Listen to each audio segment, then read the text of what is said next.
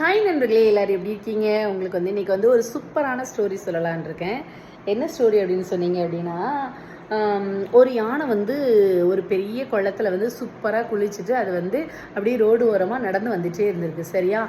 அப்போ சகதியில் புரண்டுட்டு ஒரு பன்னி அதனுடைய ஆப்போசிட்டில் அதனுடைய தும்பிக்கையை பிடிக்கிறதா இருக்கட்டும், காலை தொடுறதா இருக்கட்டும், வாழை பிடிக்கிறதா இருக்கட்டும், இந்த மாதிரி பண்ணிகிட்டே இருந்திருக்கு. சரியா? யானை ஒன்றுமே பண்ணாமல் அது இருக்கிற இடத்த தேடி வந்துட்டு.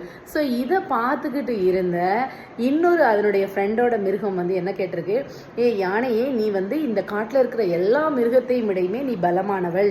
ஆனால் நீ ஏன் அந்த பண்ணி உன்னைய டச் பண்ணும்போது உன்னைய சும்மா சும்மா அங்கிட்டு இங்கிட்டு சுரண்டும் போது நீ ஏன் சத்தமே காட்டாமல் நீ பாட்டுக்கு வந்துட்டே, உனக்கு என்ன அதை பார்த்தா என்ன பயமா அப்படின்னு சொல்லிட்டு அது கேட்டிருக்குது. அப்போ அந்த யானை சொல்லிச்சான், நான் இப்போ தான் சூப்பராக நல்ல நீரில் நீராடி நான் போயிட்டுருக்கேன். அது என்னதான் நம்ம குளிப்பாட்டி விட்டாலும் அது மறுபடியும் போய் என்னதான் செய்யும், அந்த பண்ணி சாக்கடையில் தான் விழும். அப்படிப்பட்ட பண்ணி நம்மளை அழுக்காக்க மறுபடியும் வருது அப்படின்னு செய்யும்போது அது நல்லாவே தெரியுது. அப்படி தெரியும் போது நம்ம வாலண்டியராக ஏன் அந்த பண்ணியை டச் பண்ணணும் அப்படின்ட்டு தான் நான் அந்த பண்ணியை தொடலை. இதனால் நான் பலசாலி இல்லை அப்படிங்கிறது இல்லை அப்படின்னு அந்த யானை அதுக்கிட்ட சொல்லிச்சான். சரியா? இப்படி தான் நம்மளுக்கும் நம்ம வாழ்க்கையோட நிறைய நிகழ்வுகள் ரிலேட்டடாக இருக்குது.